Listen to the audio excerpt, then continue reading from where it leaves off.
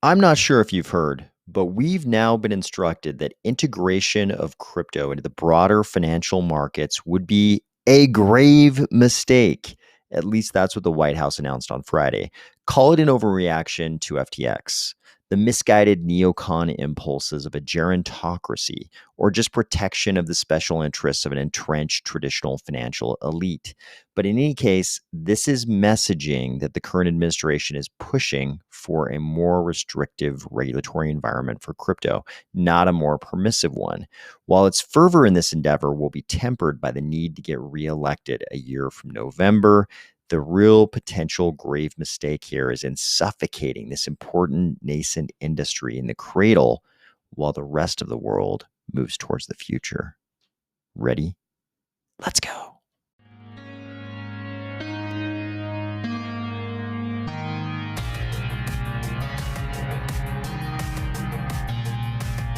Today, we are going to discuss the White House roadmap to mitigate crypto risks, a former U.S. regulator on why he thinks we already have regulatory clarity, Liqwid with a preview testnet, Coty with some details on the Djed minimums, and the Cardano Foundation with a new video on their strategy.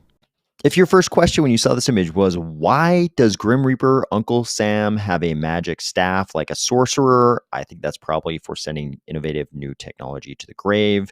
Or if you're finding value in these videos each weekday, please consider delegating to the Army of Spies stake pool, ticker AOS. Well, it looks like crypto is, surprise, still stuck in political vapor lock. Here's what I mean by that. Back in September, we got the Biden framework for crypto. This, I would sum up, very high level as let's foster very conservative, very responsible development of digital assets. And while a lot of bad regulation can happen under conservative, responsible, those two words, the rest of it, development of digital assets, obviously we're in favor of. We want the development of digital assets. And if we have to accept this conservative, responsible part, which is going to involve a lot of bad regulation, that looked like it was probably the best we could possibly do at the time back in September. But now here we are in 2023, late January, and we've got something different. Last Friday, the White House released the administration's roadmap to mitigate cryptocurrencies risks. You notice it's no longer about the responsible development of digital assets. Now it's the roadmap to mitigate cryptocurrencies risks. I like how they're digital assets when they like them, but they're cryptocurrencies when they don't like them.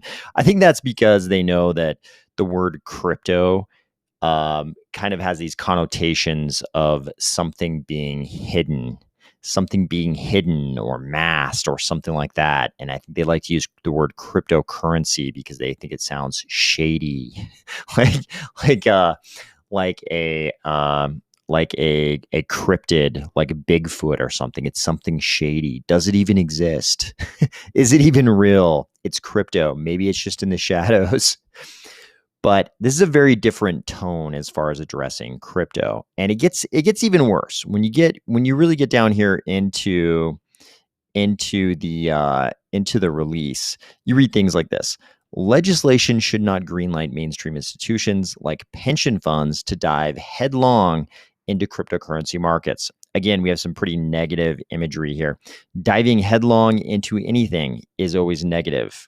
And you're not diving headlong into digital asset markets. Now you're diving headlong into crypto, those shady cryptocurrency markets. In the past year, traditional financial institutions' limited exposure to cryptocurrencies has prevented turmoil in cryptocurrencies from infecting the broader financial system. You notice it's a virus. It's going to infect the broader financial system. It would be a grave mistake to enact legislation that reverses course and deepens the ties between cryptocurrencies and the broader financial system. Do you see this? They say it would be a grave mistake to allow cryptocurrency and TradFi to deepen the ties between themselves, to come closer together, for crypto and TradFi to become closer would be a grave mistake, not just a mistake, but a grave mistake. Down here, they give a little bit of, a little bit of that double speak. The administration wholeheartedly supports responsible technological innovations that make financial services cheaper, faster, safer, and more accessible.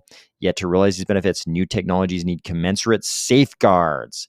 Now it's all about safeguards and mitigation. Before, they were trying to foster responsible development. Now it's all about safeguards and mitigating risk. So what changed? Of course, we all already know in crypto, FTX is what changed.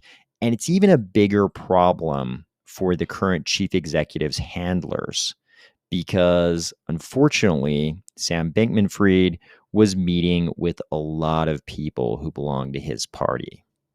But it actually wasn't just people in his party. We know from articles like this one that Sam Bankman-Fried actually met with senior Biden administration officials in the White House on 4 different occasions. So, of course, in the next presidential election cycle, which is only 1 year from this November, this is going to be a little bit of a black eye for Biden crypto policy. It's going to be very hard for him to say that the FTX failure didn't happen on his watch when his senior officials were actually meeting multiple times with the person who's now being prosecuted for those alleged crimes.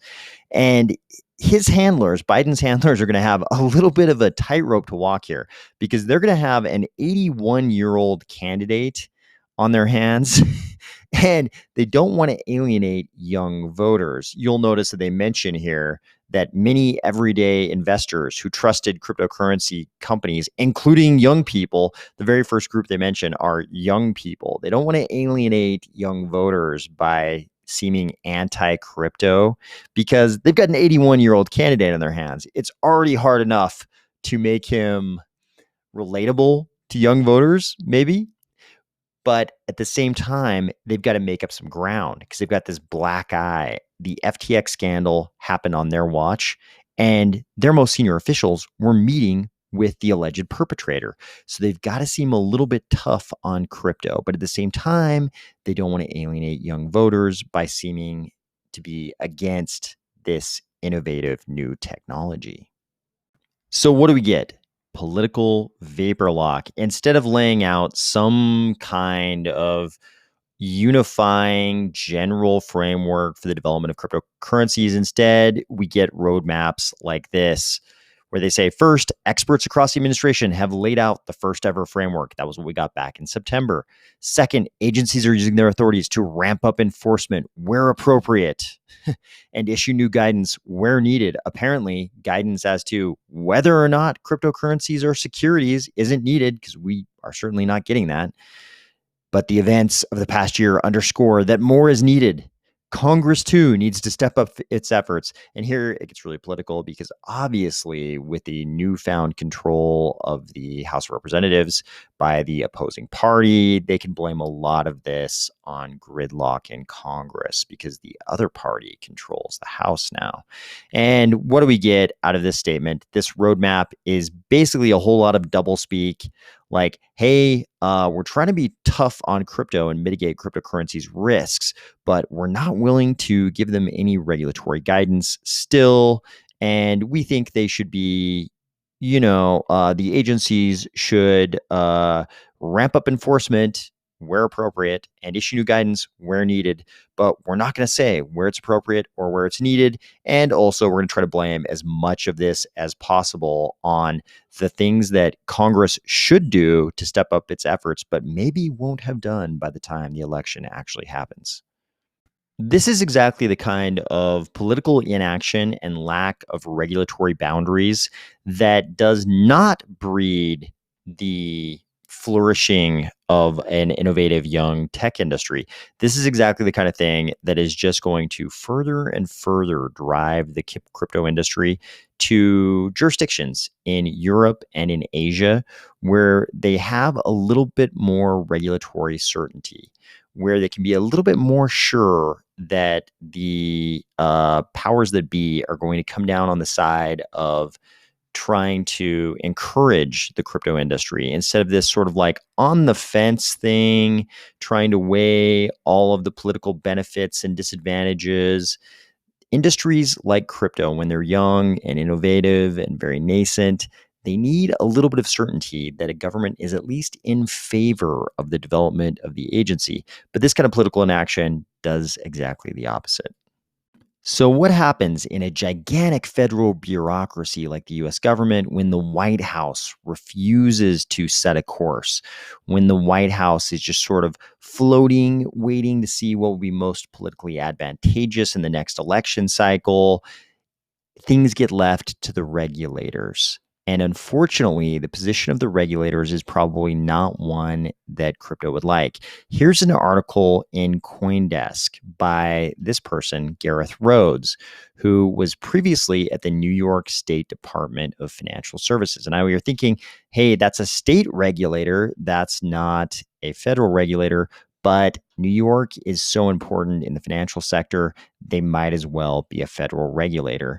And he says a few things here that I think crypto in general should pay attention to. So the title of this opinion article he wrote is called Regulatory Clarity, Financial Watchdogs Could Not Be More Clear. In the past year of enforcement action, if the past year of enforcement actions shows anything, it's that financial regulators are comfortable using existing rules. So what he means by that is the following. Regulators have shown they are comfortable applying existing laws to crypto, and crypto entities will likely have to adjust strategy. So this has been a theme of this channel. It's been pretty obvious that the federal regulators largely haven't been crying for a new crypto framework. In particular, the first regulator he cites in this article, Gary Gensler, basically seems to be indicating that he thinks the laws are perfectly well adapted to crypto already, and that he can just go ahead and apply the Howey test to every cryptocurrency. And as he's made clear, he thinks that they're largely all securities, that the vast majority of cryptos, there was a famous quote from Gensler. I think he said, everyone he's looked at, he thinks is a security or something like that. He basically thinks we don't need new laws. It's just that we have a lot of non-compliance in crypto. And I think this is probably a sentiment that will end up being shared by a lot of federal regulators. These regulatory agencies have been applying these same laws, statutes, and regulations. They've been applying the same regulatory body of rules to the finance sector for a long time. They're good at applying those rules. They don't want brand new rules. They just want to continue applying those rules to the finance sector, of which they think crypto is just another part. He says any additional clarity will most likely come from the courts. This could have been different until FTX, but with FTX, we know all of the pro-crypto legislation has kind of been derailed. I think this part is also true. Any clarity we get will likely come in the form of court decisions. It'll be the judicial branch who gives us clarity in the near term. I personally am still holding out hope for an overarching regulatory framework that allows crypto to grow in a responsible way, but still grow and flourish. But I think in the short term, I think he's right. I think it's going to be these court cases that give us the clarity. And it might not be clarity in a good direction. It might be clarity that we don't want, but it'll be clarity nonetheless. He says, expect more offshore, less US focused crypto activity. This is what I was alluding to in the section about that White House release from Friday. Basically, if you don't have regulatory clarity, if you're not even sure if the powers that be are in favor of crypto, you're probably going to choose to base your project in Europe or Asia. He says that, and of course, he tries to create a silver lining. He says incumbents that choose to build in the U.S., might be able to develop kind of a regulatory moat because they're going to adapt to the regulations and they'll already be in place. Once all the safeguards are in place, that kind of thing. And I guess that makes sense. But I think in crypto, a lot of people are just going to choose other jurisdictions. And here's the most important point in this entire article, which I think is largely true. From the perspective of the regulators, they already think there is clarity. What crypto really wants are changes. there is this existing body of law that can be applied to crypto. Gary Gensler will be more than happy to say that every cryptocurrency is just a security. That body of law is already in place. Really, what we want are changes. We want a new framework that crypto can integrate inside of, because the current framework would just reject a lot of what we've got going on in crypto right now. So this is a very good point. There is an existing framework. Maybe what we need is not clarity, but changes that will allow crypto to exist, at least as it currently is. Because as it currently is, crypto doesn't really fit into the existing framework. We would need a brand new framework for crypto to keep going as it is. Otherwise, if we have to stick with this old framework, crypto is going to have to adapt in a lot of different ways. Back in the world of Cardano proper, if you've been waiting a long time for Liqwid, and I know a lot of you have, your time is coming soon. This post from Liqwid says, Aqua farmers, let's test. New ADA market with the latest audit fixes and contracts for oracles, liquidations, and liquid staking has been deployed to preview testnet. So Liqwid has deployed to the preview testnet. Hopefully that means they are getting very, very close to the deployment on mainnet that is supposed to happen this week. You'll remember from yesterday, we reported that a few people seem to be dismayed about the minimums for minting and burning in Djed. It looks like Coty was listening. They put this out today. In order to successfully bootstrap the liquidity of the platform, we need to focus on big transactions to minimize any bottlenecks at launch. The minimum minting amounts will be 5,000 Djed and 5,000 Shen. The minimum burn amounts will be 1,000 Djed and 2,500 Shen. But then they also followed that up with this.